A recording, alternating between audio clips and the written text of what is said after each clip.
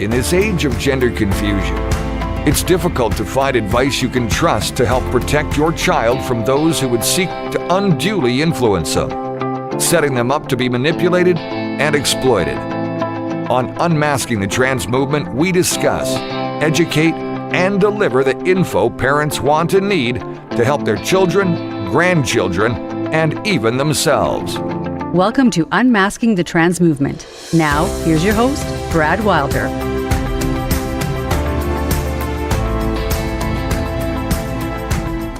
Good evening and welcome to Unmasking the Trans Movement. I'm your host, Brad Wilder.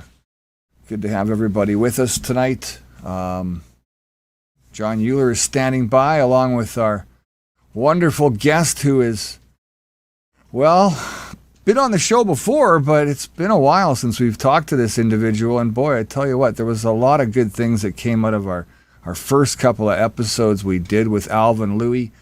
Tonight is going to be no different. We're just getting the program up and running live. We noticed a little bit of a glitch there right at the beginning, but I think we're on track and everything looks like it's working at the moment. You might be just logging in. Again, I noticed our live stream right at the bottom there says Uda Hagen tonight. I'm sorry about that, Alvin. We'll get that figured up in just a second here. John is our expert at the YouTube angle on this program, so we'll let him kind of fix that up in just a minute here. Our chat room is open tonight for comments, questions. You want to get in and talk to the guys, you're welcome to do that, and they'll give you some great answers to some of the tough questions that others will not.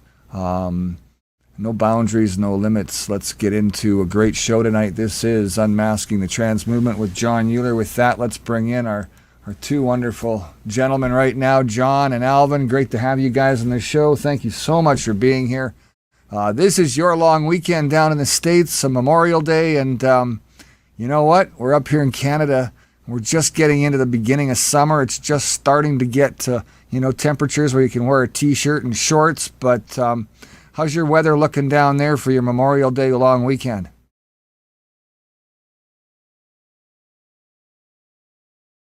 It's looking great. Yeah, I think John's microphone is turned off at the moment, so we'll get him to flip that on. There we go. Now go ahead. Weather's doing great. Weather's perfect. I'm going to try to make sure that we get the thumbnail, as it were, changed. That's a little tech glitch there.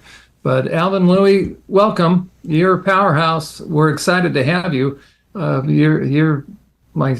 You're one of my favorites because you are all over the place in terms of impact, in terms of what you're doing. So welcome. Thank you for taking the time on a Sunday evening here. Thank you for having me, gentlemen. I always love what you guys are doing. I appreciate what you guys are doing. So looking forward to sharing some of our Courage is a Habit tools, giving parents confidence to fight back against the transgender cult, and taking some questions from the open chat room here. Absolutely. There you go. So let's start. Let's give you the floor. Introduce yourself. I want parents to know that they can collaborate with you. They can get a group of parents together, churches together, really ultimately local leaders together to hire Courage as a Habit to come in and help educate local people to be able to go to their local school board with confidence and be able to take back this ground, because schools now are the number one target for those pushing the greatest deception we've ever seen, the trans deception, the trans movement. And so your tools are second to none, meaning I think they're the best out there. So let's start. I'm going to have you introduce yourself, talk about Courage is a Habit, talk about the resources available. You also have a live chat, so take it away from here, and then I will jump in. But you've got so much to share, but every now and then I'll jump in with a question that somebody also in my mind might have. Absolutely. And anybody has questions on the chat, I'll be happy to answer as best I can. So my name is Alvin Lui, like you guys said, and so I'm the president of Courage is a Habit. So look, everybody knows that if you want to change culture, if you want to change the course of a nation, you go after the kids. Mao understood it. Hitler understood it. Stalin understood it. Everybody, all the dictators understand it. And so tonight, of course, you guys do a lot of the work exposing the transgender cult and the transgender ideology. And there's this discussion that's in the ether that talks about where is it coming from? Is the social media? Is it this? Is it that? Is it the big pharma? Is it all the money they can make in surgeries and drugs? And yes to all that. But this isn't a chicken or the egg discussion, gentlemen. This isn't a chicken or the egg. We know exactly where the egg is. The egg starts at the K through 12. That's where it all hatches. And social media will reinforce it. Obviously, there's a lot of financial incentive to make these children lifelong patients. You sterilize them with irreversible puberty blockers and cross-sex hormones, of course, and then you go into surgeries and there's a lifelong medical patient, if they even live that long to begin with. But it starts in K through 12, and that's what my organization does. We focus on the government K through 12, both public and private schools. Like you said, we come in and we help parents battle all the different indoctrination beyond the transgenderism, although that's a huge one, of course. So courage is a habit. I'm just going to give a real brief because I know I want to focus on the meat of what we're talking about today. Courage is a habit really does two things. There's two arms to us. The first arm is that we provide tools and strategies for the average parent, not people like you and me, John. Not people like you and me that live in it 24/7, to the average parent that have little kids that maybe don't even have the time to drink a hot cup of coffee or take a shower. We work for those parents. And we provide tools. We distill the indoctrination programs down to very easy to consume tools for parents and legislators. We find shockingly that 99% of legislators have no idea what is actually in the schools. 99%, no idea. And so we make those tools for them. They're visually stunning. They're easy to consume. But here's the most important thing about our tools. We always have a call to action. Because at Courage is a Habit, we believe that if you create outrage without an outlet, you actually end up creating hopelessness. And that's the last thing that we want, is that apathy. Alvin, do you have some of those? First of all, I want you to talk about your live stream. I want you to talk a little bit more about the organization, but then show some examples of your material. You and your graphic design folks are, I'm a little bit jealous, but you know what? It's excellent. Absolutely excellent material. I appreciate that. Well, we're going to get into some of the tools here because we really want parents to know how to do things. But I'll give you an example of one of these tools. Let me know if you guys can see this. There you go. Looks great. So this is called Behind Closed Doors. It's our campaign to expose school counselors, because school counselors are the biggest purveyors of the transgender cult. Correct. And so what we did was we infiltrated their events, their webinars, their seminars, their PowerPoint trainings, their all their They have a special day up here in Canada. They call it a PD day. They call it personal development. But all of them they're all sitting at the university learning DEI. And it's crazy to think about how much they've put into this and for how long. This isn't something that came up at the beginning of COVID. This started like in 2013 when it really started to ramp up, and these PD days became teachers going to the universities, sitting in a large lecture theater, going through all of this wonderful new stuff that they want to promote so heavily, and they got them all to buy into it. And they were all mostly liberal kind of teachers to begin with. So it was easy to get them into this and hooked on it. And wow, ching, ching, dollar signs. And that's the real issue, is the money behind this crap, isn't it? It's both money and it's a missionary. It's a religion. It's a religion for these people. And so this is an event, ASCA, the American School Counselor Association. It's the same thing in Canada. I'm pretty familiar with what you guys got up there. Same blueprint, nothing different. Yeah. And so, so this is just an example. We'll get into this. We'll come back to this when this means a little bit more. You had said, do you have an example of some of our, and so this is an example. We basically just distill it down to say, hey, this is what they're teaching your school counselors. This is how they're teaching them to push the transgender ideology onto your kids. This is how they're teaching them to talk. This is how they're teaching them to infuse your school with this language. This is how they're teaching them to circumvent you, the parent. So that's one way. That's one thing that we do. The main thing that we do. But the second thing, and in my opinion, the second thing that we do is probably actually more important, And that is, we teach parents that they've been brainwashed first. It's real easy, it's real natural to say children are being brainwashed because they are. It's social contagion. But if parents were not brainwashed first, then they could not get to the kids until they got the parents to stand down. So there's only two ways to get parents to stand down. You either get them or three ways. So three ways. You get them to stand down out of guilt, out of fear, or out of apathy. And that's what we get into. And so that's probably where I want to start with tonight about, let's talk about why the transgender ideology has taken over. And we'll start with, the parents and your normal average Canadian and Americans, you're just normal person first.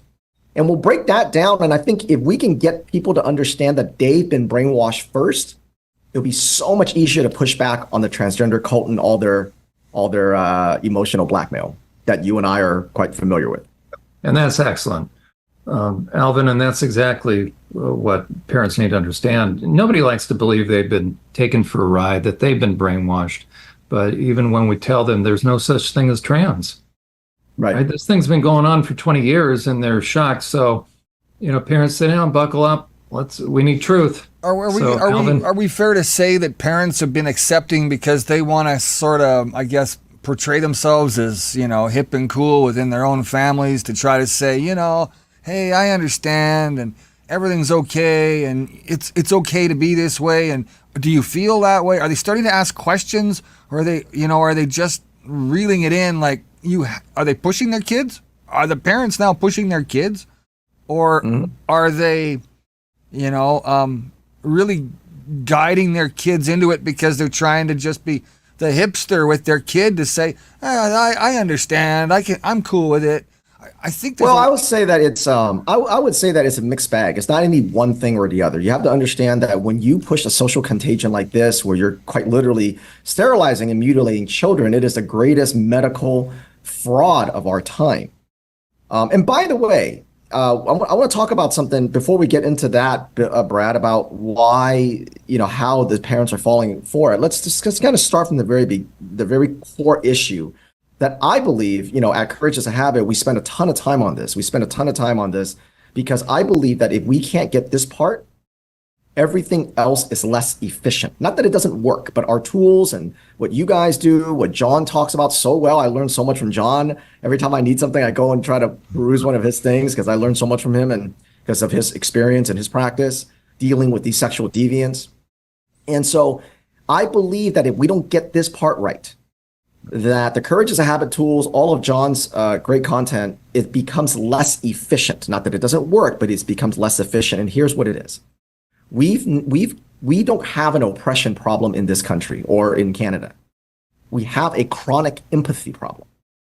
Yep. We've had our kindness weaponized. Yep. So the first thing, if anyone's listening and they're like, I'm logging off, I don't want to sit here and listen to this, the only thing I want everyone to remember is this: reject inclusion, embrace exclusion, draw hard boundaries, because good parenting has always been about exclusion. So let's start there first. Those of you who have kids that are listening, or you have a niece and nephew and you've seen, your brother or your sister bring them home. When you bring a new baby home, let me ask you guys a question. When you bring a baby home, how many people do you let hold that newborn those first 3-4 months? Probably very, very few people, right? Maybe your mother, maybe your grandmother, obviously, if she's living with you or she's visiting, but very few people. Why? Because you don't let anybody hold your newborn baby for a lot of reasons. And then when they start getting older and they start crawling around, you quite literally exclude him from his own house. He can't go to the kitchen. He can't go to the bathroom. He can't go to the garage. He can't go near this table. He can't go near that chair. In his own house, he's excluded from things. Then when he gets a little older, hopefully, because we see the damage of when you don't, you exclude the majority of content from his mind. Like the majority of shows and cartoons and music, there is such a small sliver of what you allow when you start playing music and you start reading to him, letting him or her watch TV. When they get a little older, you don't let them on social media. Now, John, you and I have seen what happens when you have unfeathered access to social media, when there's no exclusion, when there's only inclusion. Then when they get older and they have friends, you start curating their friends because you don't want them to have bad influences. It goes on and on and on. It's their food. You don't just give them anything, hopefully. So good parenting has always been about exclusion. So where do we get to the point where we let these mentally ill deviants or mentally ill men pretending to be women point a finger at our face, or these woke white women who are counselors and teachers point a finger at our face and say, you need to have inclusion, because if you don't, you're a bigot. When someone says, what's the matter? Don't you love inclusion? Don't you want inclusion? Your answer should be absolutely not. Because as a good parent, I would be a horrible parent if I was all about inclusion. So right there, I want to set that baseline. And that right there is the genesis to everything else, whether it's a Courage as a Habit tour or what John's talking about. If parents can't remember that and accept that, they will get their emotions and their kindness weaponized all day long. Which then fits in perfectly with the next premise, which is they weaponize our empathy, right? People like to be liked. We like to be nice, but that's where they've got us. That's right. So back to your question, Brad, now that I've set that foundation, is it because parents go, I want to be hip, I want to be cool, I want to do that? Yes, there's a lot of that. And most of that comes from mostly, not all, but mostly woke white mothers and woke white young mothers, or older women who they've never met a social contagion they didn't love. How about single parents? Same thing. Single parents, married, doesn't matter. It's just the woke white women that mainly pushes the transgender ideology. And now, for those of you who are listening and don't believe me, I'm going to have a challenge for you. I'm going to throw a challenge for you. I want you to find me a photo of a Filipino, Japanese, Chinese, South African, Indonesian, Korean mother smiling ear to ear next to her daughter with the double mastectomy scars at the clinic. Find me that photo. You can't find it. Every photo is woke white woman. You know, you just shocked everybody, right? Everybody's now reeling, but go find it. You're not going to find it. If you look at the pictures of the trans rights or human rights and the marching and all that stuff, look who the demographic is. So to answer your question, Brad, part of it is that they're so spineless. They've never met a social contagion they didn't love. So that's true what you said.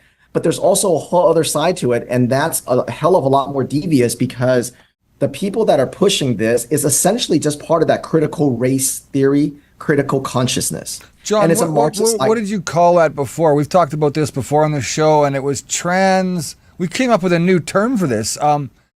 All the women get together and they're all hanging out, and one says something, and then it leads to all of them, believing in it. Like, what was that called again? Uda used it as well.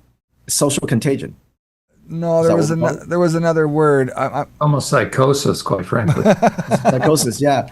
And so what happens is you've got this critical, basically it's a Marxist ideology that's infusing in all Western culture, because they're trying to bring in communism. And again, I'm not going to go down that path, because that's crucial for people to understand, Alvin, because they see this, the trans stuff and the diversity, inclusion, exclusivity stuff. People need to understand they are very closely tied. Yes. Those that are pushing it are coming from, it's two pincer movements. It's the queer theory and critical race theory are the same. It's the same side, different side of the same coin. That's what it is. And so the idea, but in order to push that, you have to separate the children from the parents. So I'm gonna go to the end, and then I'm gonna come back. Everyone's gonna ask, what is this? What is the purpose of this at the end? So I'm gonna answer that question. It's to separate children from their parents. So there, we've answered the question. It's to separate children from their parents. And today we're gonna talk about the process in which they do that. So I want to set the stage here for people listening, if they're, maybe just getting into this, or maybe they know something about it, but not a lot about it. The reason why this has become such a social contagion is that, number one, they've weaponized your kindness. That's the first thing. The second thing, and there's only two things, and then we can get into some of the meat of it. The second thing is language contamination. I'm going to describe this to you in a way that you're never going to forget it. Language contamination is that they use your vocabulary, but not your dictionary. They use your vocabulary, not your dictionary. I will give you an example. When you are in a government K through 12, you say, hey, you're teaching all this stuff under this die ideology. We don't call it DEI, we call it DIE, this die, because everything that touches dies. And the teachers go and the counselors go, no, we're just teaching kids empathy. That's all. And the parents will either go, oh, okay, you know what? That's great. We teach empathy too. Or, oh, okay, you know what? I must have misunderstood. Yeah, you know what? I guess it was just all right-wing conspiracy theory. Remember now, there's three ways. There's three ways to get parents. Either they make parents stand out of fear, out of guilt, or out of apathy. Okay? So that's the Transhausen effect is what I was talking about earlier. Transhausen, right? Yes. Transhausen. Transhausen. Yes, it's the new word. Yeah. You know what? I got to give credit to my friends over at Gays Against Groomers. They're the ones who coined that phrase, to my knowledge. So I gotta give credit. I had to look it up, but I knew I was onto something when I thought of it. I was like, there's something there. I forget what it was, but my friends at Gays Against Groomers coined that. So, and we use that often. So when they say I'm only teaching empathy, so parents go, okay. Now everybody listening tonight, right, on the stream where they're watching it on the playback, if you have a child who's 7 or 8, 9, 10, 11, that range, right? That's a big range. But when you have to teach a child empathy at that age, you're going to simplify it. You're going to say, how would you like it if you took that, if another child took your toy? How would you're going to put yourself in their shoes? How would you feel if somebody hit you or pushed you off the slide and that kind of thing? So when the schools tell parents, hey, we're just teaching empathy, don't worry about it. It's just all right-wing conspiracy. Don't worry about it. It's just empathy. Parents will go, oh, okay, that's it. We teach empathy too. But that's language contamination. They use your vocabulary, not your dictionary. What they're really doing is they're teaching children from kindergarten on, especially if you're a girl, that by the time the girls, they introduce intersectionality. People are born in the wrong body, marginalized people, they get bullied and they're dying and they need rights. And so they're having their rights stripped away, things like that. And so then by the time that girl becomes 15, 16, 17, 18, and a man walks into the locker room and gets naked, instead of having that reaction that she shouldn't actually have, she now has to feel empathy for him. How would you like it if someone kicked you out of the locker room? Where's his human rights? Where's his human dignity? Where is your empathy for the mentally ill man that's invaded your private space? Now, when I give this example in talks and in training, parents will go, that's ridiculous. That's not what I meant. That's not what I meant when I said it's okay to teach empathy. And I said, right, because they use your vocabulary, not your dictionary. Let me show you one more. Let me show you one other. And they're overriding intuition. That's really the goal, right? They're separating kids from their parents like any cult does, and like any perpetrator-predator cult. They're going to go after reality testing, which is intuition. Reality testing. I love that. That's exactly right. You guys see this here? Yep. Okay. So let's talk about another language contamination, another type of language contamination. Again, they use your vocabulary, not your dictionary. One of the things that the trans cult is doing currently, they've been successful in certain states already, is they're going around states, the transgender cult and the lobbyists, they're pushing for something called conversion therapy bans.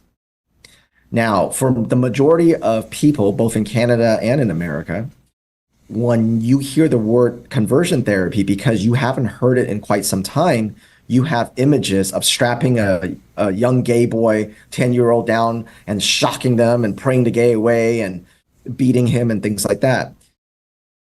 That's what they want you to think. That's why they use the word conversion therapy. That's why they drudge up such an old term, because obviously no one does that anymore.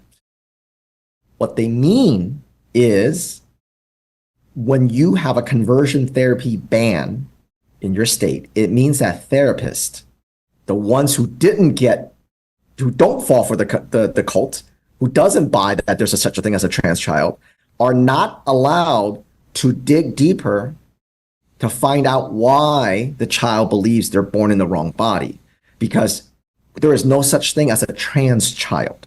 Let's get that very clear. There's no such thing as a trans child. Every baby is born perfect. The children that get wrapped up into the trans cult will have some underlying issue. They either got taken advantage of because they have some autism. Usually 40-45% of kids that get wrapped up in the cult have autism, so they're taking advantage of that. Or they have sexual abuse, some form of physical abuse, cutting, bulimia, high anxiety, you name it, on and on and on.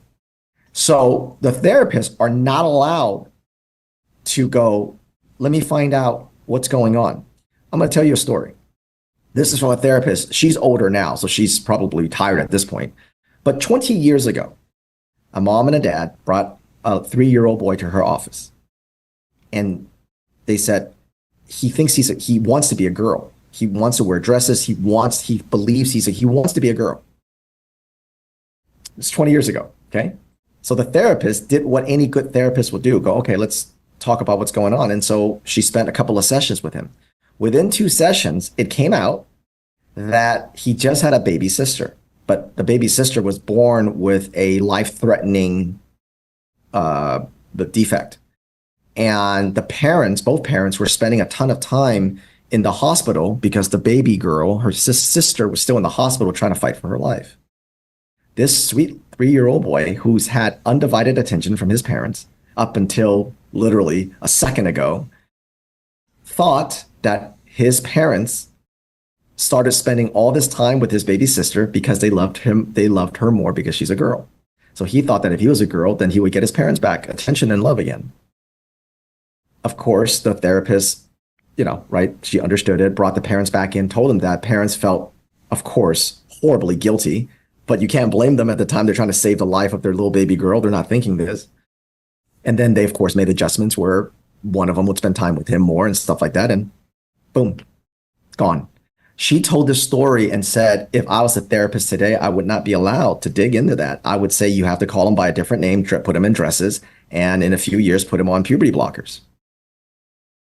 That is what they call conversion therapy. So the reason why the transgender cult has been able to take hold the way it has is 2 things. They've weaponized your kindness because we have a chronic empathy problem in this country. We don't draw hard boundaries. We feel bad excluding anything, and we should be very exclusive. So remember, good parenting is all about exclusion and language contamination. They use your vocabulary, not your dictionary. And if you can understand those 2 things, stop getting your kindness weaponized against you and understand that they use language contamination. Everything else that we're going to talk about for the rest of this conversation will make a whole lot more sense to you. There you go. And Alvin, if somebody still isn't quite okay with exclusion, which you should be, how about protection? That's the same thing. When you protect, you exclude. That's right. Draw boundaries. There you go. Parenting is all about drawing hard boundaries. That's all this is. Look, empathy should be an exclusive emotion for a very small amount of people in your life. You should have unlimited empathy for your family, for your parents, given, provided you don't have like a real toxic, sibling or something like that, but it should be reserved for your loved ones. That's what empathy should be. It is not meant to be a blank check for every single fake marginalized group and their ills that they can come up with. Because if you allow your empathy to be weaponized, it is endless. It's an emotional black hole. And they will take your kids without blinking because you have forgotten that your first job as a parent isn't to be empathetic, it's to be protective. So if you want the transgender cult, even though it's scary for a lot of parents because all the emotional blackmail, they're going to kill themselves if you don't do this, they actually have no power if you remove your empathy from them. Their only power is they suck on your empathy. That's their source of power. If you remove your empathy and they say, trans people are dying, you're like, I don't care. They don't want to, you're not making me, I'm not going to exist. Okay, that sounds like it's your problem, but you're not coming after my child. If you take that attitude, they have no power. That's right. And you're calling their bluff because they manufacture things at will. So kids are going to kill themselves. That's manufactured. It's manufactured. Yeah. I'll give one thing for everybody that can just destroy that kids are going to kill themselves. So prior to 2007 in the United States, now I can't speak for Canada. You might have to look this up, but I suspect it's probably going to be pretty close. Prior to 2007 in the United States, okay, there was no such thing as protocols to put children on puberty blockers followed by cross-sex hormones because of gender dysphoria. There was literally no such thing. So if it's in 2000, and it started in 2007, and even then, almost no one used it. And then it started blowing up around 2000. It started increasing about 2010, not that much, and then around 2015, 2016, it really took off. So even when that was available for about a good 10 years, 8 years, it was pretty much dormant. But the key here is prior to 2007 in the United States, there was no such thing as puberty blockers followed by cross-sex hormones for kids who believe they're born in the wrong body. So every time I face one of these transgender child mutilation advocates, we call them transgender child mutilation advocates or CMAs, yeah. I have one question for them, and it sends them into just a tizzy. They can't answer it, and they go nuts. Show me the pile of bodies prior to 2007 of kids killing themselves. Good for you. Show me the pile of dead bodies. Look, Gleason was around then. The Human Rights Campaign was around then. Go back to their social medias and their writing. Did they scream from the rooftops? All these kids are leaving suicide notes because they're born in the wrong body and there's literally nothing anybody can do for them? No. So where was all the pile of dead bodies? That's my question. You have to have the guts to say that. Show me the pile of dead children's bodies prior to 2007.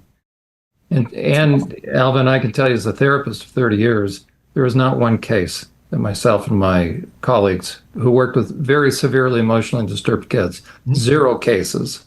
0. This is just not there. So not there. 2005, it was unheard of.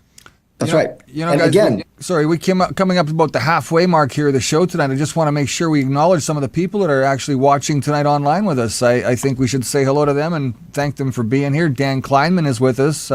We know Dan from being a guest on the show. We'll get him on as a guest too. He is taking on the American Library Association, right? Alvin, you know him. Yes. So Dan's one of our heroes as well. I learn a lot from Dan every time I need to hit the ALA. He's my man. He's the guy. Mr. Alex is watching tonight as well. He says hello. Dan Kleinman says, hey, super interesting, Alvin. Super interesting stuff. I mean, you're just a great knowledge to have on the program. You know, you're a breath of fresh air too, because, I mean, let me just say that while John provides a lot of information, you know, it's good to hear it being backed up by somebody such as yourself. And it just goes to show you that, you know, John is right about a lot, almost everything that he's talking about, 110%. And then having somebody like you step in with just your presentation and your knowledge, you back up what he's saying and been saying, and that shuts all the naysayers down quite quickly, and it's fun to watch. We don't have any trolls tonight in our chat room, which is good compared to last week, because John got a little bitter at one of them real fast. I mean, that. Well, I just got exercised. It was kind of I was doing the Alvin Lui method, right? That's right. You know, he comes on and says, "Oh, is this the phobic live stream?" And I did sort of politely unleash a little bit. I said with energy, I said basically, "No, you're not coming on here. We're talking about trans widows, and you're not going to." Hold that. This is about protection. We're not phobic. I said, you're veritas phobic. You fear the truth. I said, this is all about protecting women and children. Well, I'll tell you a funny thing, and then we'll get back to I wanted to kind of share a couple things about, let's get down to the details of what a transgender cultist and a child mutilation advocate looks like. So now we've talked very broadly about language contamination and weaponizing kindness and the trans cult, but let's see who they really are. I want to share with everybody who they are.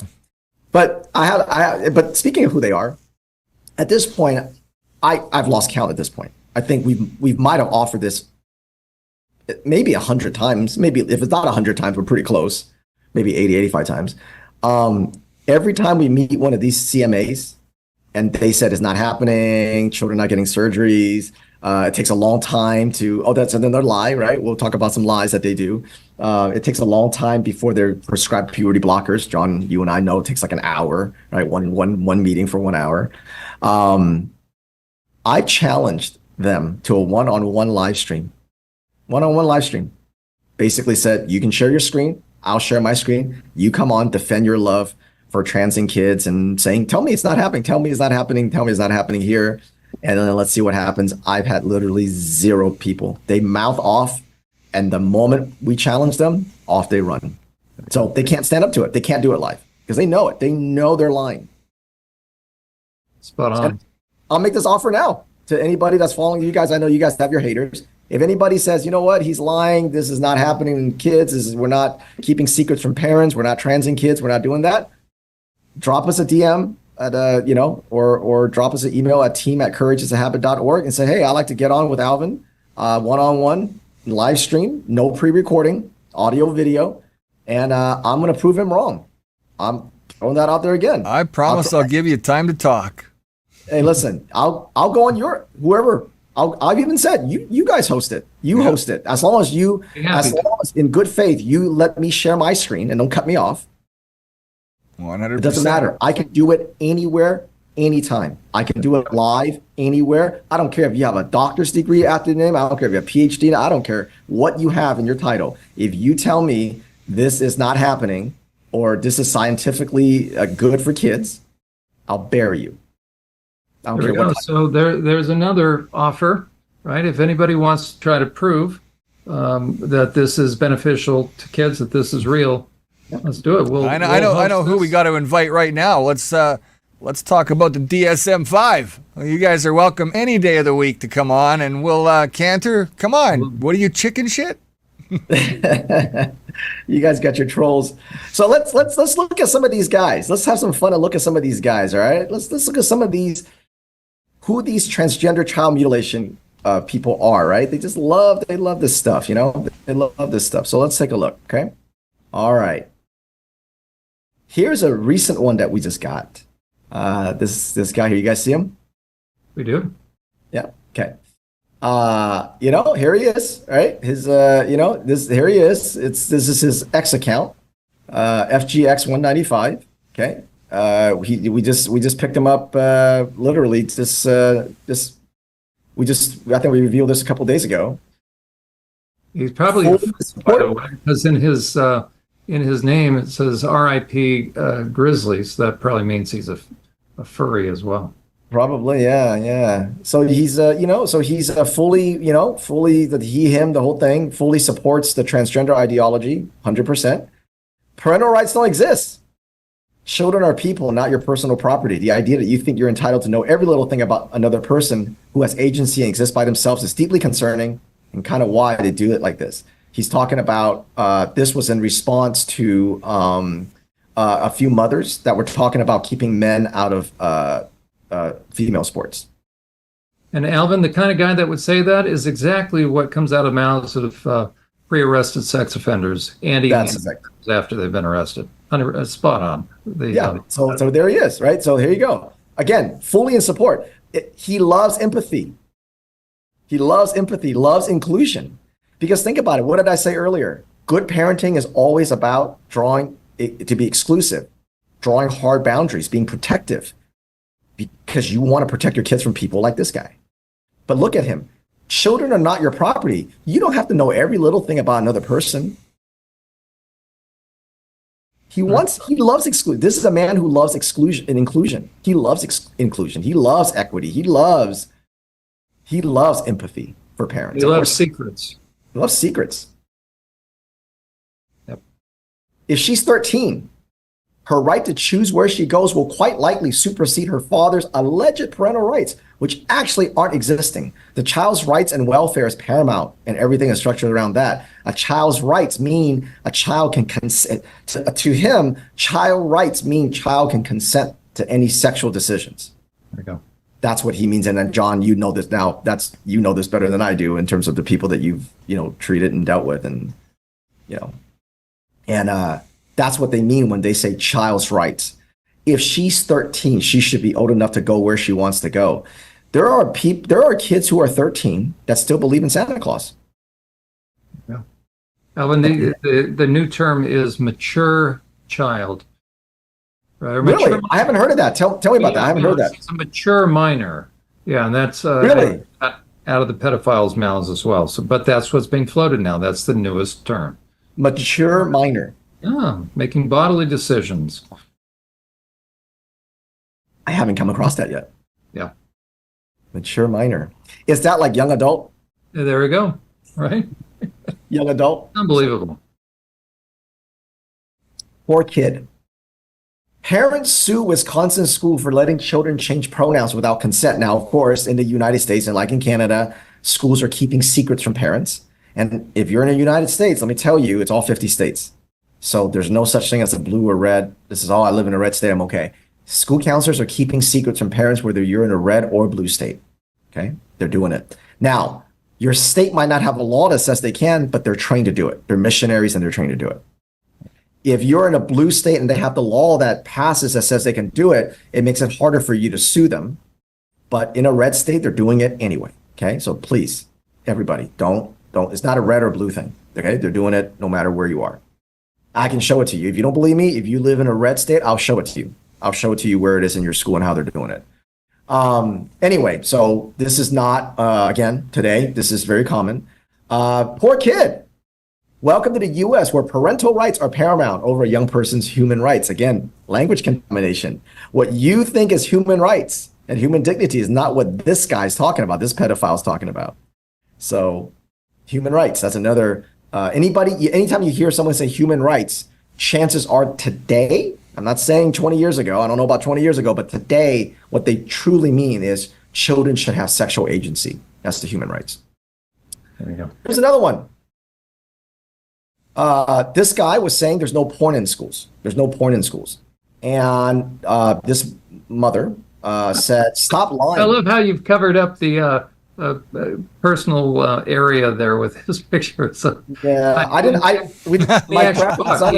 shows it, right? Pierre Barnes has been on and he's yeah. No, there's no covering this up. No, I have to cover it up. If I don't, Instagram and I know. I have to cover it up. It's porn. But it's okay right? For the kids to look at it. I just got to say this. That's a special kind of dickhead. Yep. Yeah. So we ran out of black square. We ran out of black circles. So we used what we had on hand. So that's what. No, I understand that. We do what we have. We do. We're right. We're a resourceful operation. That's right. And she said, stop lying. It's not working anymore. Here's what's in school. And his response, is this porn to you? It obviously isn't to good old Preston Bobo. Right. And so you can imagine then what he considers porn. Mm-hmm. And I learned this from you, John. And I gotta give you the credit. You taught me this. And what I learned from John is that a lot of these guys are not lying, is that they're such sexual deviants. They're deviant, that they've consumed so much porn. And they've now consumed every imaginable porn there is, that to them, kind of like if somebody like some people who's an alcoholic, they can drink like half a bottle of whatever, vodka, and they just don't feel anything. And then like people like us who just have a drink once in a while, we drink half a bottle, we're like sick, to death, right? And John was the one who really kind of got me thinking like, hey, these guys are not necessarily lying. It's just that there's such sexual deviance that this to them isn't porn. Just like saying to an alcoholic, I've only had 5 drinks. That's not me drinking. That's just, I haven't even warmed up yet. And then to me, I'm like, 2 vodkas. And I'm like, okay, So this is, but again, he's all about the transgender cult. Loves it, loves the secrets, says there's, it's all fine, it's all good. So these are the people that support the transgender cult. Let's take a woman now, okay? There you go. Here's a woman. We showed her a social worker out of Maine who transitioned a 13-year-old girl to be the opposite sex and kept it a secret from her mother. That's the story we showed her. Here was her response. Infringing your beliefs and small-minded views on other people's children isn't righteous. It's just creepy. Y'all's obsession with wanting to control other people's children is actually perverted. Now think about that. A social worker transitioned this 13-year-old girl, 13, kept the secret from her mother, and when we showed it to her, she said, why are you trying to control other people's children?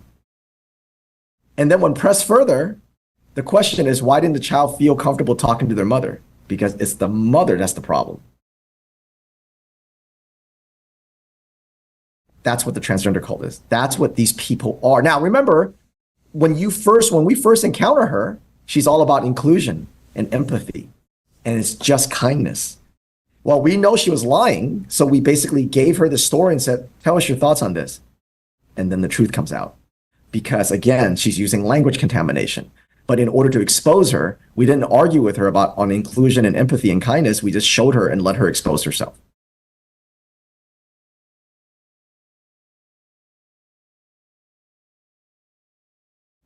Don't fall for the nasty lie that transgender child mutilation advocate used to silence parents. So basically, we're saying this guy's trying to say it's not happening. This is nothing more than the latest iteration of the gay agenda bullshit from the 80s. I fully support the mutilation of all children from right-wing households. There's nothing closeted about that. We get these guys to say what they really mean.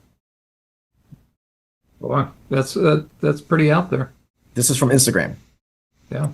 This is from Instagram, and this was from Facebook, I think. No, this is from X.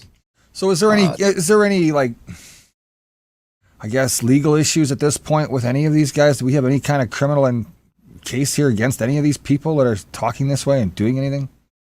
Well, it's not a crime to have these thoughts. It's not a crime to have these beliefs, but it is a crime in so far still. I mean, at least you can sue them that you're keeping secrets from parents. That's still a crime. Then the two words child predator are becoming non-existent.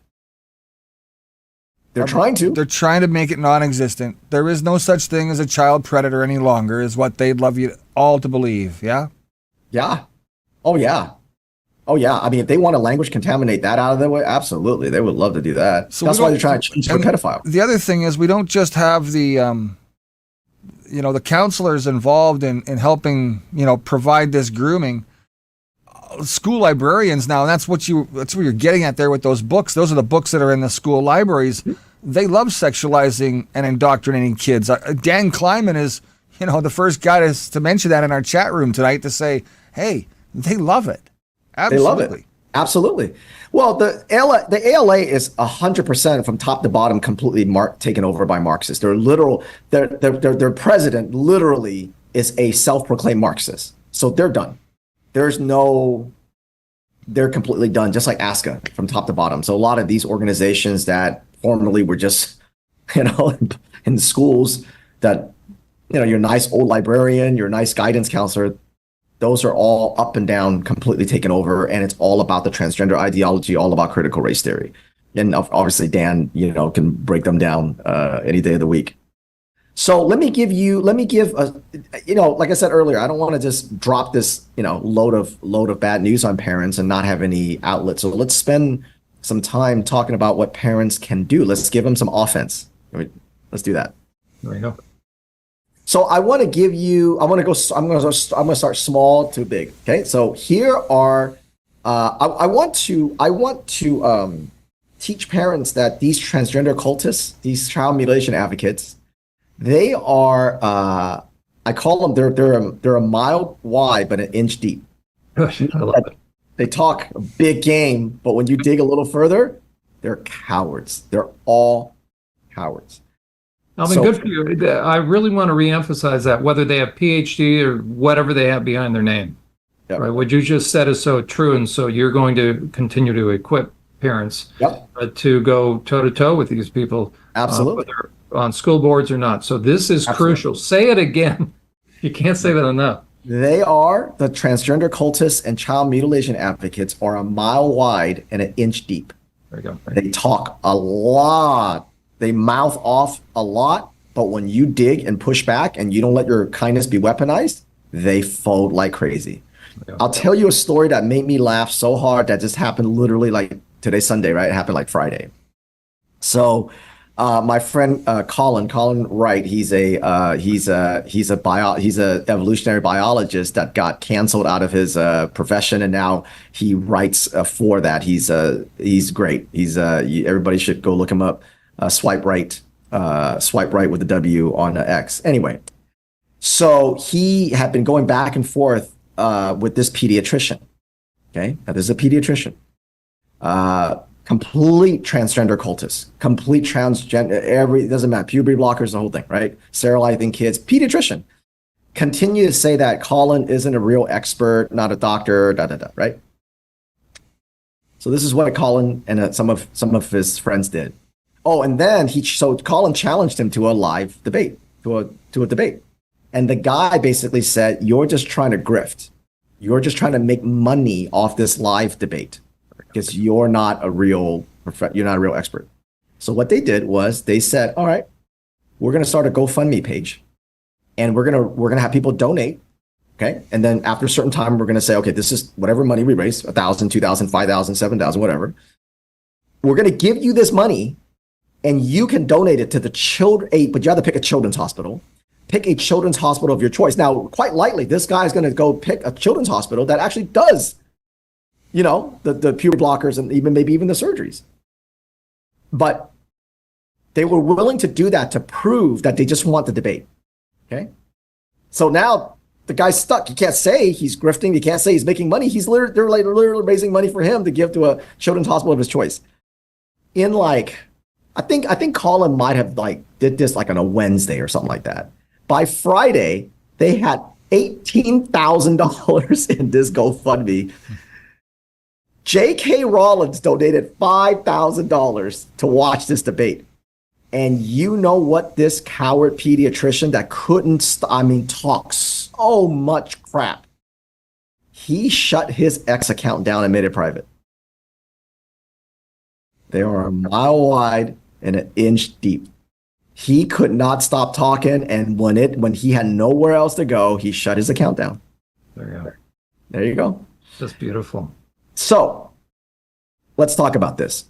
Actually, let me see if I can go. Yeah, let's do this first. Okay. So this is the strategy of a CMA. I love the term. Alvin. That's a wonderful term. CMAs. I'm going to start using that. I'll give you credit. Start using it. Everybody. I've seen it before, but now that you've defined it, now I know it's beautiful. That's exactly what this is. They hate it. Oh, they hate it. Yeah. They scream and holler. They hate it. And now every time they hate something, I know that I should do more of it. There you go. You're over the target. Over the target, yeah. I don't want to be over the target. We get into it. We make sure we go right into their stronghold, and we don't, man. We get our hands dirty, man. We don't fight from afar. Right. So here's what they do. It's not happening. Show me proof. And then it's not happening to minors. And then it's happening to minors, but not a lot. Mind your own business. And then it's a lot, but that's okay, because suicide, you bigot. That's it. And when you can see that, when you get them in that path, and then you go, oh, there you go, and you share this and you mock them. It's all about mocking them. It's all about dragging them into the light and showing how dishonest they are. And you can get them, and it's easy. That's what they do. And then you share this with them, you mock them, you say, there it is, right on cue. Yeah. They hate that. No, Alvin, what you just shared, people need to understand that is a typical back and forth exchange on social media. Mm-hmm. That you will see this. You can unmask these people in 3 to 4 exchanges, and so it's well done. Alvin, this perfect. You'll see this. You'll see it. All right, there you go. Their toolbox for all their talking, for all their mouthing off, and all this kind of stuff. Their toolbox amounts to 3 emotional blackmail and 3 lies. That's it. That's how thin they are. There you go. You're erasing trans children, genocide. Parents are unsafe and abusive, and suicide. That's it. Once you go, yeah, I reject all of it. So what? I'm going to keep coming after you. You're not getting my kids. I don't care what you say. I reject all of it. They don't have anything. That's the emotional blackmail. The lies are surgeries are not happening. Transgender drugs are reversible and requires a long evaluation process, and only 1% regret their surgical mutilation. Now, they had to add this very recently because of all the detransitioners. they're definitely afraid of all the detransitioners because they're coming out telling their stories. Um, clever, Alvin. You don't want to be the target.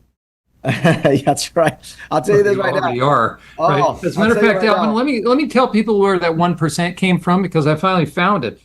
So WPATH took a survey in one of their own conferences. Okay, get a look. All right. Okay, so a speaker got up and said, "Hey, we're going to pass out a survey." So think about the doctors. These are doctors that are making money off this, and they use that as the population saying, "How many of your patients regret what you've done, what they did?" 1%. It's like, bunch of Nazis saying, how many people that you provided, room and board to during the Holocaust really had any complaints? Yeah. We didn't hear a lot of complaints, really. So that's where that comes from. That's Oh yeah, WPATH. I've got that. Yep. And now that we could do a whole show on WPATH because of the leaks from Michael Schellenberg, which was excellent. Oh yeah. Yeah. Right. And so the WPATH, the world. So for the people who don't know, WPATH stands for the World Professional Association of Transgender Health. And they recently there's a bunch of leaks came out that show that the doctors that make up WPATH all knew that all this is just bunk. That children didn't know. They were like, yeah, they don't understand, but we're gonna give it to them anyway. I mean, it was bad, and every organization follows the WPATH standards of care. That's funny. That's funny that's where the 1% came from. Yeah, no, that's where they got it from. So that's it. So once you can mock them and say that they're lunatics, and here it is, there's the lie, there's the blackmail. They don't have anything. That's it, right? They don't have anything. But let's talk about this one. This is a very popular one, which is actually shocking that they still try to roll that. I always kind of funny. It's like, they still think it's like 2020 or something. Transgender drugs are reversible and requires long evaluation process. They still say that. Shockingly, they still say that. So let me give you a tool. And by the way, I'm going to give you guys these links and all these things that I've been sharing so that you can put it in your show notes, in your description after the fact. Okay? All right. Here is your obliterating that. It takes a long time. We made this just for them. My favorite thing to do, guys, is when one of these guys say that, I just share this with them and I go, now what? Because they don't think we have this on hand. So transgender lie number 1, children are not fast tracked to transgender drugs. Okay, let's see. Okay, now keep in mind now, these are just screenshots. Oh, this is from the website. Wow. Here we go. Seattle's children's hospitals. Your first visit is usually 60 to 90 minutes. Your first visit will be with a medical provider if you are within a certain age range where we will be discussing starting puberty blockers. Yale Medicine. After initial consultation, it takes 6 to 8 hours. Can be done in one day. May include puberty blocking treatments, cross-sex therapies, and gender-affirming surgeries. Hey, where does it say mental health? Brad, you're such a bigot. How about mental illness? Yeah. I can't believe you're even bringing that up. You know what I say? Who cares? Who cares? Who cares? You're a little late for that. Okay, Planned Parenthood now. Look at this. Mental health, you say. Mental health, you say. No letter required. These are for under 18, okay? This is not for like a 25-year-old, okay? These are for your adolescents. We follow the informed consent model. Now, John, you know this. That's what WPATH got destroyed on because they, in the leak, basically admitted you can't have informed consent with minors. With a minor, right? That's what Planned Parenthood's saying. We follow the informed consent model. So patients do not need a mental health referral. Now, remember what I said earlier about the conversion therapy? About they're not allowed to dig deeper and find out? That's what they're talking about. So you don't need to go through somebody to say, hey, listen, we've done years of therapy. I couldn't find anything with this person. They really do have gender dysphoria, which is like a tiny, tiny, tiny percentage of the population. This is my favorite, guys. This is my favorite, and I'll tell you why. So, Children's Hospital, okay? This is Philadelphia's Children's Hospital. Appointments are scheduled for 90 minutes, may include social transition or medical transitions. Medical meaning drugs or surgeries. This is Children's Hospital. Now, I want you guys to, if you guys haven't seen this yet, because you guys are in Canada, you may not be familiar with the Philadelphia Hospital. What do you think the acronym is on this one? Let's see. What is it? CHOP. Oh! Yep. CHOP. Chop. There, Chop, chop. right? Chop shop. CHOP shop. How sick. Stanford. Yeah. After the initial visit, you meet with a doctor who will provide you education services. Same thing, goes into the blockers, treatments, things like that. And this was done by our friend Meg Brock. She's an incredible researcher, and she provided a lot of this information. So here is a festival, a Pride festival in Wisconsin. You remember we had that story about this lawsuit? Yeah. Wisconsin. I want you guys to check this out. Read this sign. Yep. 3 letters right Letters there. of readiness. Letters of readiness for surgery. You can walk right up to them, and then there's a doctor. They're giving you the letter to go get surgery. So again, we'll give you this. This is one of our tools. If you run into one of these transgender child mutilation advocates and they tell you one of the lies, oh, it takes a long time. It takes a long time. Have you ever gone to one of these festivals and got in line to go get one of those letters and then like just gone off on the guy or what? Like, jeez. We haven't, but I think we're going to do that now, Brad. That's a great idea. You're welcome. Take some time out of your busy day. Get out of the house, all right? That's right. Or just produce a camera after, say, oh, we forgot to tell you you were being recorded. You can get great cameras from James O'Keefe over at OMG. Yeah, that's absolutely. Right. He'll send it to you. That's right. That's right. No, he's he's rebuilding his company. He's doing great work. Absolutely. So this is another tool when they tell you that puberty blockers and cross-sex hormones are perfectly safe and reversible. So this is from the Academy of College of Cardiology. This came out in 2000, I want to say early 2023, maybe late 2022. So the transgender drugs on children gives you a 6-time increase of the most serious types of heart attacks, 7-time increase of blood clotting, which is basically a stroke. It's a stroke. And then pulmonary embolism, 5-time increase, which is a blockage of your arteries. Sounds like you're giving them a vaccination for COVID. Yeah. So basically, you either got the vax for COVID or you've got the transgender drugs. That's really what the kids are facing over the last 8 years here. So it's really just damaging. And again, this doesn't talk about the bone density, the brain issues, obviously the genitals, all that. The puberty blockers and the cross-sex hormones destroy those. Your bone density, your muscle development. We're just talking about your heart and your lungs. So essentially, if you've got a child on puberty blocker at 10, cross-sex hormones by 13, by the time they're 18 years old, 17, 18 years old, they're basically like a 90-year-old patient that's been smoking their whole life. I think some people's elderly parents don't have some of these things. So basically, you're making them you're basically turning them into someone who's like 80, 90 years old smoking their whole life. And so and then these doctors like in WPATH and, talking about how they know it's dangerous, but the rest of the transgender cult tells you that it's safe. It's all safe. So that's something for the parents. So we have this. It's called Heart of the Matter. We also made it in white, so you can print it out, bring it to your school board, bring it in white, and then we give you counters. This is child mutilation advocates will lie to you and say children must go through a long, rigorous process. And so we link transgender lie number 1. We link the whistleblower, the great wonderful Jamie Reed. She was the first whistleblower back in 2022. She was the first major whistleblower from a gigantic transgender clinic out of St. Louis.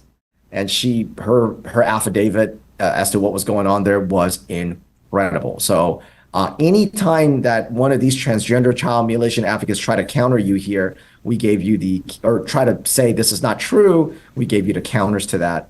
And what she was, basically saying, no, children aren't getting this. It takes a long time. Her affidavit just destroyed that along with our transgender line number 1. So we try to package that for everybody. Let's do one more. Let's do the most important one. Okay. Let's do the most important one. So, you know what? I lied. We're going to do 2 more because I think this is important. And then, John, I want you to play your news clip here once I'm done here.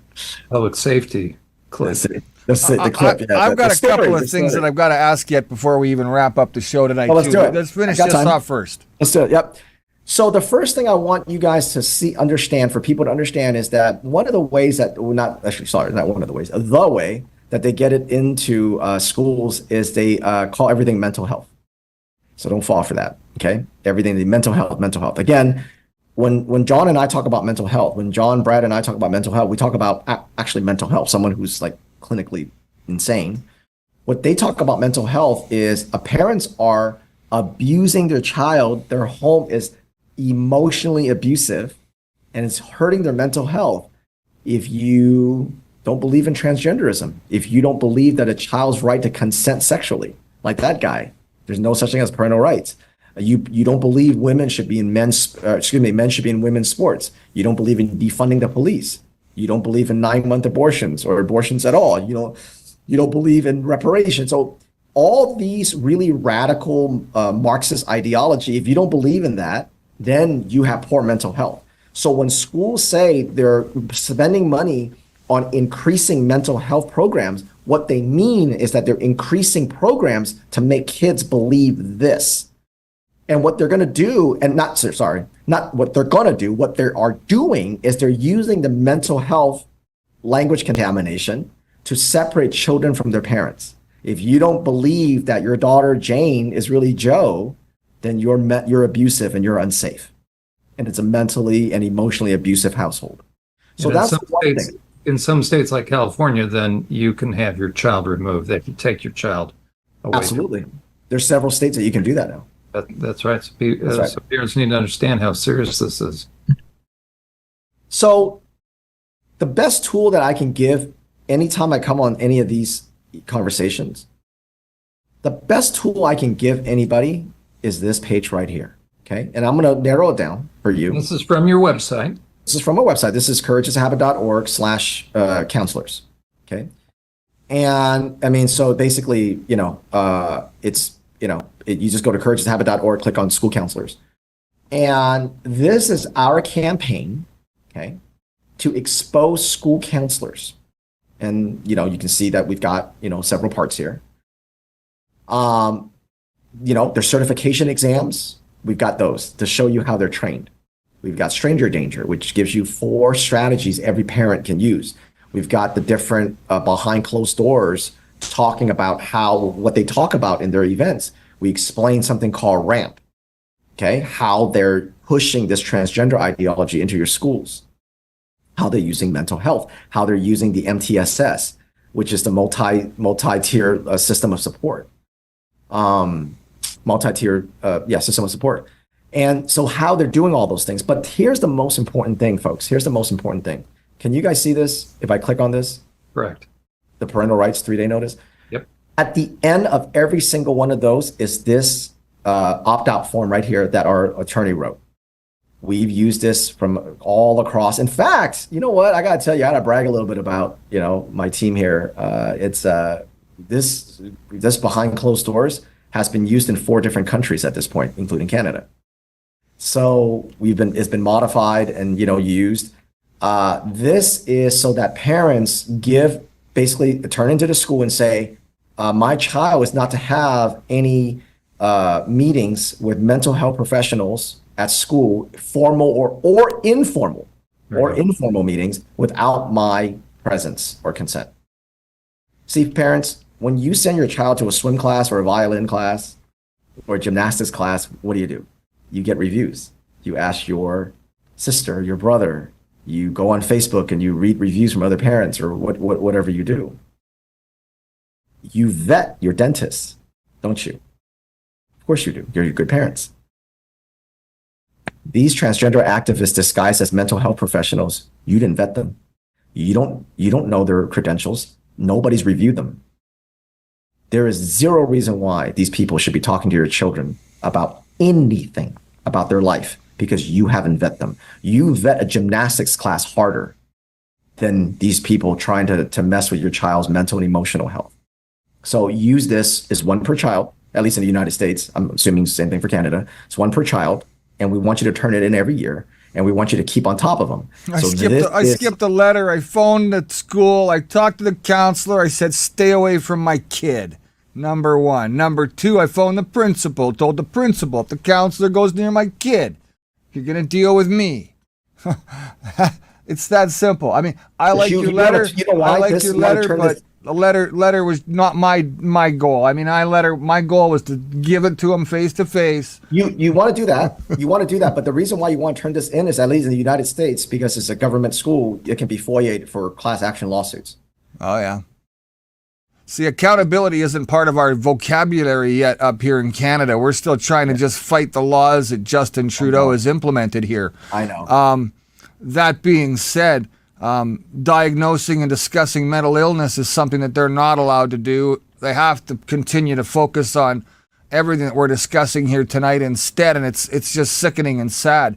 One of the things I want to bring up before we get to our video of the night, which is, again, a tragic situation, but so needed at this moment, just for the fact that the proof now just becomes stronger and stronger that this is a case, many cases of mental illness.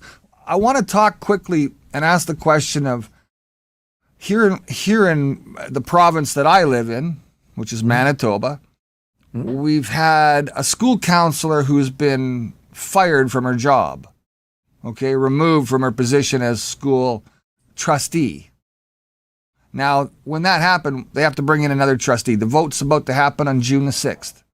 What would you say to one of these individuals who is running to be the trustee? So give me the context. The original person was removed. Why?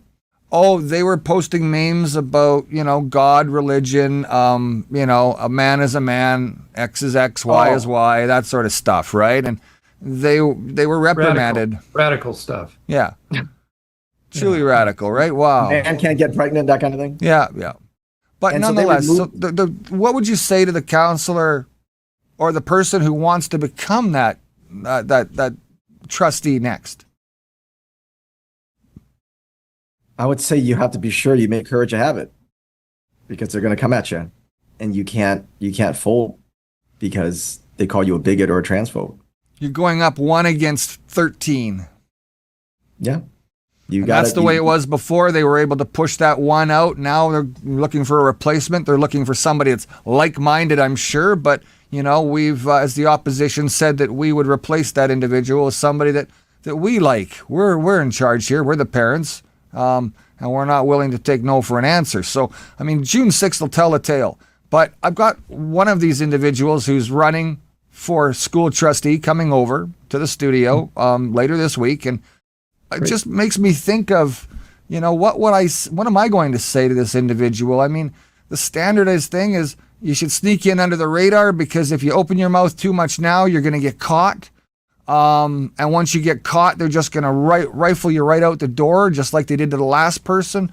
The big election isn't until 2025. So we've got a whole year to go before we can actually change the whole board, which I think is part of the understanding of going forward. But what do you do to this one person to make her, how does she present herself? How does she take on this challenge and still stay sane at the end of the day? The thing, this is people that stand confidently in the things that everybody knows to be true, if you're not worried about being called names, there's a lot that you can weather. That's it. If you get your empathy weaponized against you, then you're going to fold. That's as simple as that. But making change is the real thing. I mean, you're gonna survive in the room that day because of, you know, not letting them get to your empathy. But at the same time, making change, it's an outvoted scenario all the way along for this person. It's continual, you know, you're never gonna win this battle because we're in charge. And that's true. I mean, there's no easy answer. It's like a lot of the states here, like in California or New York or Virginia or any of those places, like Chicago or Maine.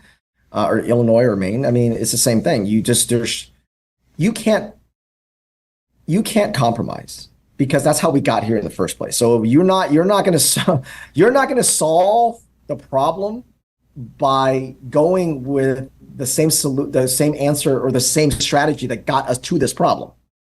And so now I will say this about the transgender cult. My belief is that it is absolutely falling apart. And that I think the peak year for the transgender cult was 2021 to 2023. Agreed. Because at the end of 2023, with all the detransitioners and the lawsuits, and I said last year that 2024 will be the year that we see them falling apart. That's what I said. We actually have it on our X, and I've said that in different places. So I said that near the end of last year. I said 2024, we will see the cult fall apart. Fred Deutscher of South Dakota took care of that too, and that helped as well with that new, you know, I guess, bill that he's implementing around the United States, and it's slowly catching on, right? So right. Well, look at all the lawsuits. Look at all the detransitioners. Look, this year alone, we're in May, right? We've had the WPATH leak. We have the CAST report. Yeah. We have these, well, I guess in the next story, we have what you're going to share. So I'll tell you why I know that the transgender cult's falling apart. The World Health Organization, hey, look, they're no friend to us, right? I mean, we all know, right? They're the push the vaccines and stuff like that during the, you know, COVID and stuff. So they're globalists. So, hey, look, man, they're no, the WHO is no, you know, they're no friends to us at all. Correct. Right? No, at all. But look, they stepped away. Okay. The WHO stepped away from recommending, puberty blockers for adolescents. I don't know if you know that, but towards the end of 2000 or towards December, and then maybe either towards December of 2023 or the beginning of January, they stepped away from it. They say we are no longer recommending recommending that. And then that's crazy, right? Because the WHO, you would think, right? They don't care about any of this, right? They'll just say whatever they're going to say. The fact that these major large globalist organizations are stepping away from that, they're reading the tea leaves. Yeah. They understand what's going on.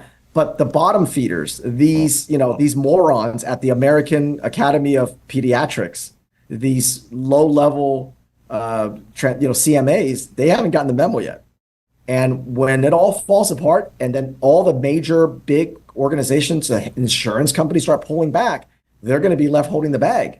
Riley Gaines, even, you know, who was a Bud Light scenario guy or fiasco guy? What was that?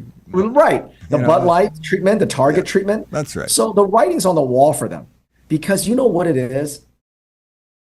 It's so grotesque and evil to say a child's born in the wrong body, that even the most apolitical person's going, what the hell are you talking about? And pushing men and women's sports, like what Biden's trying to do with Title IX. But the fact that the WHO backed off at the beginning of the year, I said, they know the writing's on the wall. That's right. Even for them. So parents aren't stupid. Parents aren't stupid. A lot of them. All right. No, and so we'll play this last story because this seems like kind of maybe not germane, but it's 100% germane, because we're going to feature, really, this is the outcome and outgrowth. When you start playing with the kid's mind, when you start letting him or her know there's no ability to reality test, and what this entire thing does also is it breeds an extreme form of narcissism, Mhm. right? That all of their ills and all of their small issues in life become major, and everybody needs to cater to them. Right. You've now created a massive mental health issue that is not just one that is going to be inconvenient, but it fosters because it feeds narcissism. You take narcissism that becomes emotionally wounded, as it were, because of self-entitlement, and that will then, and then you include pornography, right? Yeah. You saturate these kids in pornography, and that creates a bunch of guys that are self-centered. Yeah. So you want to cross boundaries, and you have unleashed, and all it takes is one or two, and we're seeing more and more of the young men. Right. In the case of the school shooter in Tennessee, it was a little more rare, but you had a female. But the one thing, and then you add these wrong sex hormones, and now they're really affecting their cognitive ability to process things. And you have created a real situation, and one just played out. And Alvin, you brought this to my attention. I probably would have seen it tomorrow because it's just now it's unfolding. So let's see what happened. This is compliments of the pushers of the trans movement, trans deception. The Plymouth County DA is identifying that suspect as 26-year-old Jared Ravizza of Martha's Vineyard. He's recovering from minor injuries here at South Shore Hospital after officials say he stabbed a total of 6 people and crashed his car. We pieced together a timeline of Ravizza's wide-reaching stabbing spree that spans 3 different locations at approximately 6 p.m. Braintree police say Ravizza went to the AMC Braintree movie theater and stabbed 4 girls unprovoked. The ages of those victims range between 9 and 17 years old, and all of them are expected to be okay. Officials say Ravizza then left that scene and stabbed 2 McDonald's workers at the Route 3 rest area in Plymouth. The 21-year-old female victim and 28-year-old male victim were taken to Beth Israel for their injuries. The Plymouth County DA says Ravizza allegedly reached through the drive-through window and stabbed the male victim with a large knife. They say he then parked his SUV, walked inside, and stabbed the second female victim. The current condition of those 2 victims is unknown. They say this happened around 7 p.m. The Plymouth County DA says Ravizza then used his 2018 Porsche Macan to get away. He crashed in Sandwich, where he was taken into custody by Sandwich and state police. The Plymouth County DC. We're just going to go back to that picture. Alvin, talk to us. There's more details that are not being described. What is this guy all about? This is a transgender activist. He is a man that pretends to be a woman. And of course, this is a mainstream media, so they're not going to say that. And we will show you that after this is done. He is a transgender activist. He's, his social media is all about the trans. And that's exactly who he is. Comes from a very affluent community, Martha's Vineyard. Hey, and driving a Porsche. Mm-hmm. This is here, right? It'll go on a little bit longer. Right, but this guy, we should say, lost it.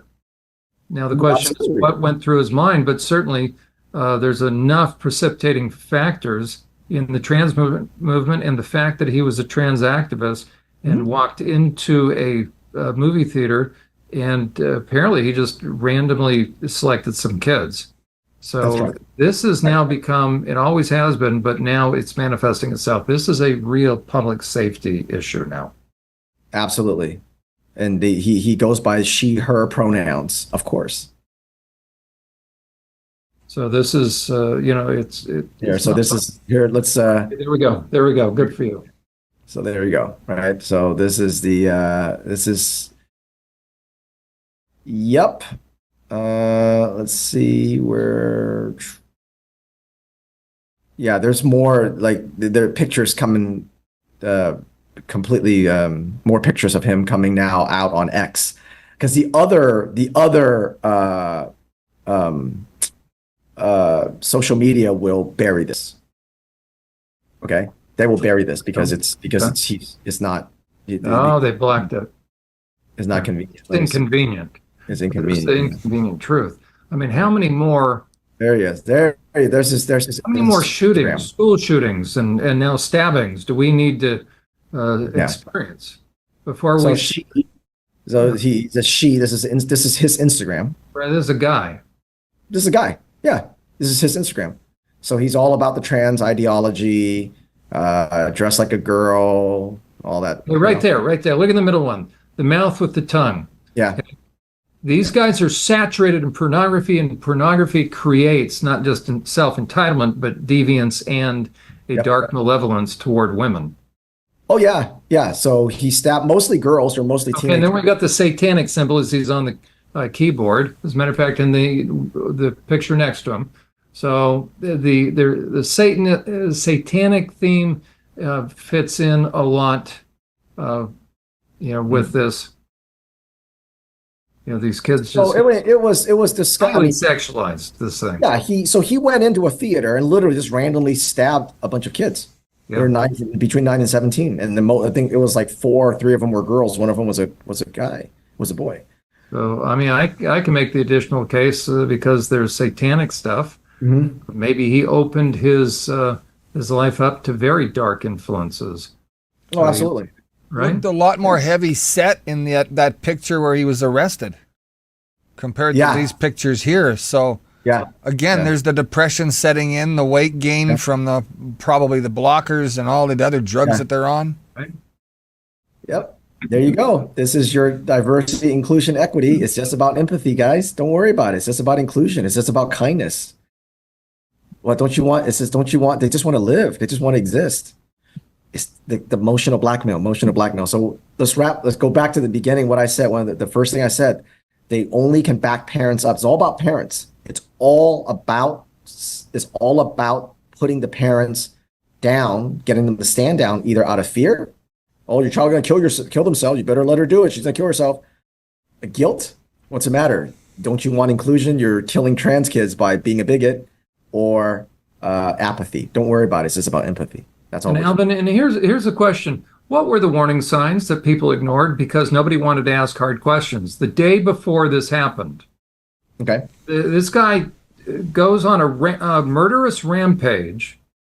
Potentially, I don't know how many, if any of the victims died, but who noticed the warning signs? And that's what's so tragic about this diabolical thing, the trans movement and the pushers of this, is it causes those that are mandated reporters and people that should know to no longer notice what's right in front of your face.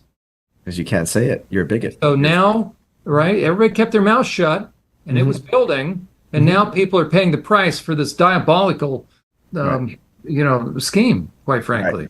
Right. But I mean, he's a very good representative of the transgender cult. Actually, that's right. They all are like this. So any one of them could be this way because they're all like this. It's not like he's just some outlier for the transgender cult. All the pronouns, you better call me by pronouns, trans rights, human rights, all of them, they're all like this. Everybody we encounter has this type of delusion and this type and those pushing this stuff we'll talk about. You can't profile. Well, somebody better start profiling. Yeah. Or more people are going to die. More kids are going to get stabbed. Right. So we better start looking at these and drawing themes. And Alvin, you and I already know the themes, right? So unless people can see the warning signs ahead of time, right, more people are going to die because of this ideology that's gotten into the minds and the brains and the hearts of these young people that now are a hazard to society. This is breeding domestic terrorism. The true domestic terrorism. Because they try to call parents. Homegrown. This is the real domestic terrorists. Yeah. So I'm going to show you guys one more thing that actually wraps this up very well. And I actually forgot about this. I was actually going to share it with my, when we were going through the rounds, and I actually had forgotten. So let me just pop this up here real quick. Yeah. And then I'll share it. You talked about the sexual deviance and how it twists them to this really just ugly way of thinking, and then it results in this these murder sprees and this crime and and all that. This is the perfect illustration of what you always say, John, that these people all come from this dark, ugly place. Okay. So this is a transgender CMA, transgender cultist that went around gaslighting parents who wanted to stand up for their kids. Okay. And am I sharing? There you go. Yep. And we basically showed him a series of pictures that were similar to the 4 that you're seeing here. We must have showed him like 30 pictures. And we asked him this question. And this was the question. Do you think children in schools should learn to be tolerant and inclusive of this? You keep those freaks away from the kids right now. Period. Look at what he said. Yes, because it's nobody else's business how others choose to live their life. Do you see the pattern? You see how they always say, none of your business? There we go. I'm teaching my kids to be tolerate of other, what he meant tolerant of everyone while you preach hate. You see? Language contamination. When you try to protect your kids as hate, when you allow your kids to accept this sexual deviancy is tolerance. You see the language contamination? I have no tolerance for this whatsoever. I'm intolerant about this just by having to talk about this every single day and every single week. It's unfathomable. These people need just... This is why I said earlier, when they say, what's the matter? You don't like inclusion? We go, right. I don't. You see what I mean? This is why we teach parents to reject inclusion, embrace exclusion, draw hard boundaries. There we go. You too can be a therapist. All you have to do is understand that you can diagnose mental illness just like that. Just look at those pictures. That's the image of it. That is mental illness at its worst. Actually, Brad, I wish it was. This is pedophilia at its worst. This guy, Yeah. There's nothing mentally wrong with this guy. He's simply a predator. That's all. That's all. Right. That's all. With this particular guy, he's not mentally ill. He's reflecting the kind of porn he accesses. He's putting it out there like any sexual psychopath. He's showing people the age that he prefers. General population is where those individuals belong. This guy is loving, taunting people. He's putting out there the age he prefers. Yeah.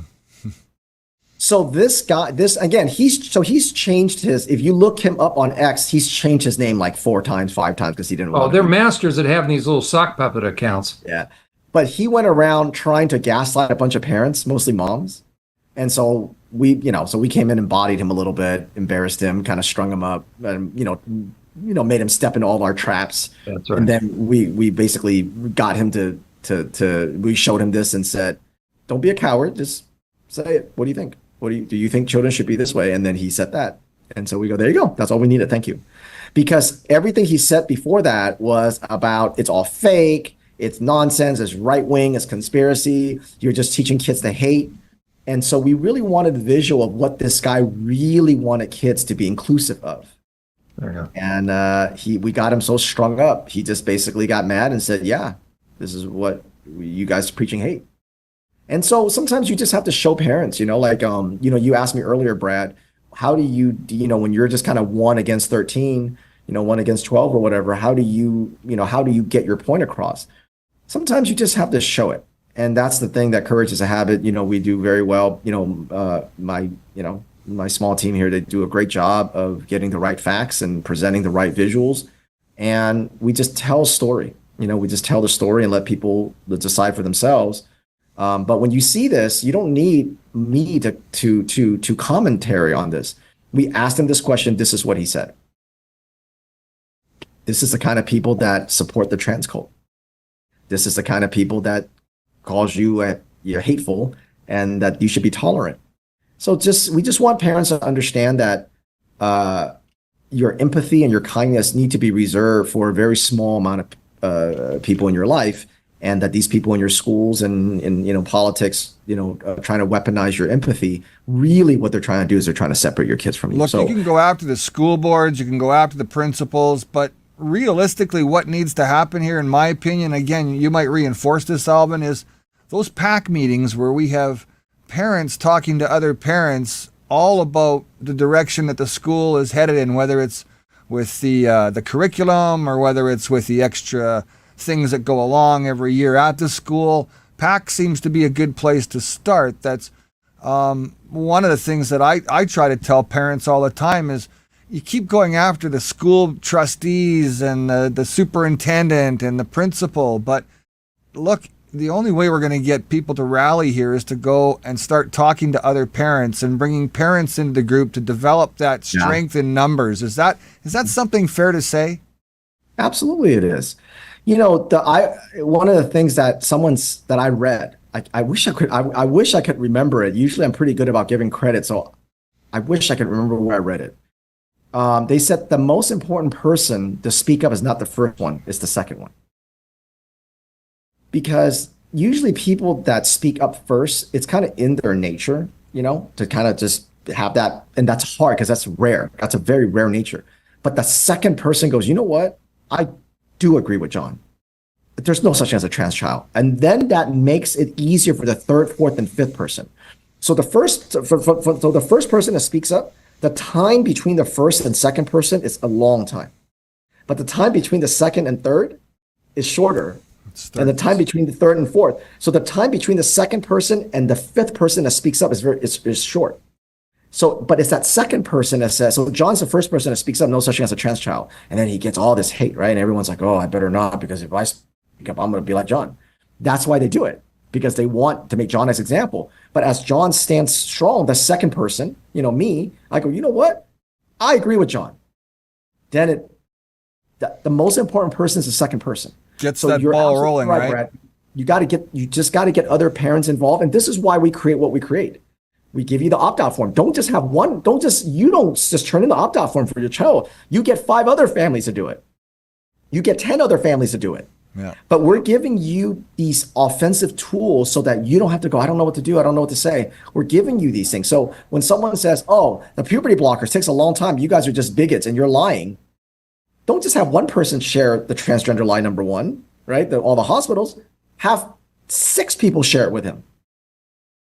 So we're giving you the tools. We're giving you the tip of the spear. Now you just have to find the courage to use it. And then when you'll see how they're a mile wide and inch deep. They fold just like that.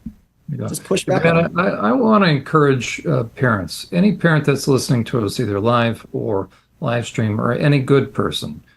I really want to challenge churches and communities of faith, but I'll just say churches, but synagogues and mosques. Again, this is for protecting kids, so we all should be able to lock arms together. But I want to encourage people to take a recording of this, right, and show it to your pastor, your rabbi, your religious leader, imam, and ask the pastor and the leaders to hold a conference, to contact Alvin. Mm-hmm. And really, I think the ideal situation would be to lock arms in a good protective way, communicate, have the church pastor, the rabbi, whoever, to gather other church leaders and other churches in a very large space, so that not only can you afford Louis, and I don't know, meaning he's worth his salt. And if he charges too little, then you ought to tell him he needs to charge more, right? You need to support him, but put together a training in your community. So get on your pastor, or pastor, I want to get on you to say, listen, it is time, so that you can have these and hand them out, hand the parent letters out. So every church, Louis should be way too busy by now, right? But he's not. I'm not speaking for him, but I really want churches and faith-based groups to begin to mobilize and bring courage is a habit in, so that they can start to train the congregation and members of the community, so that we can take back our schools and we can stop this nonsense, because women's sports, girls' sports is being eradicated. Safe spaces, meaning bathrooms and locker rooms, are being invaded by these demon guys, including, of course, in women's prisons, though a little different, but the same kind of deviant guys. Yeah. So this is a public safety issue, and I want people to contact Alvin Lui, Courage is a Habit, and get these conferences going. Thank you, Brad. Thank you, John. I appreciate that. You and Brad, I appreciate you both so much. And yes, we would love to come out to your local area and either as a keynote speaker or we do both, sometimes a keynote speaking and a breakout session where we really get I want them to do that. I want the full deal, right? Yeah. Day of it. And there's things, and we do a lot of media. I do a lot of media, but there are things that I don't talk about publicly because I do something called a psychology of offense. And we teach you the strategies that we don't put out publicly. And we break it down for you and say, okay, and we use our own tools and we show you how to use it. And here, when I'm on a public live stream, obviously I talk about it in a general sense, but when I come out to your environment, let's get down into your environment. Let's look at what you're really doing. And we're very specific. So absolutely, whether it's a remote training or an in-person training, bring us out, drop us an email at team, that's a singular, team@courageisahabit.org. And let's talk and let's see how we can get out there. Because we definitely want to empower. We never say we stand up for your kids. We don't say we fight for your kids. We say we teach you how to fight for your kids, because that's ultimately, nobody's better at it than mom and dad. And so but all we're doing is just reminding you how to do it and giving you the strategy on how to beat these very dishonest activists. And so bring it out, or at least drop us an email and let's talk and let's see we'll find something that's best fit for you. As far as just following us, courageisahabit.org. It's our website, courageisahabit.org. Everything I shared here, from a single thing to our tools, I will give to Brad and John, and all the links will be in the description. So you can download everything that I shared today. And please share it. Please share it, because that's the best way to support us. Please use it. Please use it. Please use it. Share it and use it. Yeah, don't just read it and keep it on your phone or your laptop. Use it. And then we're a nonprofit, so every dollar that you so kindly and generously put our way, it goes right into our team. I'm trying to expand my small team so that there's a lot of things that we leave right now on the drafting room, because we can't get to it. We can't be in more than one or two places at a time. And so every dollar goes right back to our fight. And our socials are @CourageHabit. So follow us on X or Instagram. Facebook is @CourageHabit. Lastly, my wonderful co-founder, Jennifer McWilliams, and I, every Thursday at 3 p.m., we have a show on X. It's on X, called It Takes One Person. Because we believe that no matter where you are, it just takes one person to disrupt this illusion and disrupt this psychosis. And the show is, it's not heavy in training. We touch upon some, like today, recent news. It's fun, it's lighthearted, and my co-founder, Jennifer, she's incredible. If you don't follow her on X, is @Jen, JENN_MCW. She is brilliant. She was a teacher that got fired for speaking out when nobody was speaking out against it. And they created an absolute tornado who's basically put the country on her back. And she's teaching everybody about the mental health scam called social emotional learning that's bringing this all in. And when you hear her talk about things, it is in a perspective that you've never heard before. So we invite you to come and log in 3 p.m. every Thursday, and we have fun and we give you a lot of offense. And hopefully when you listen to us enough, that you'll adopt some of that courage and fight back yourself. Brad, I don't think anybody wonders why we are thrilled when we can get Alvin Lui back on. Alvin, thank you so much. Thank you. You are a wealth of knowledge. I say that about all our guests, but you embody that, and you embody courage being is a habit. So thank you. Thank you for you as a man, as a dad, as a protective father. And Thank you. Thank you for heading up such a good organization. Brad, it's been a great hour, longer than an hour. Hour and 40 minutes. That's all right, guys. Hey, thank you very much for having me, and I'll be happy to jump back on. You guys are doing great. We will have you back, because one day we're going to be sitting here and we're going to say, hey, we did it. We did it. That's right. I know we're going to be able to do that and put a bigger smile on our face.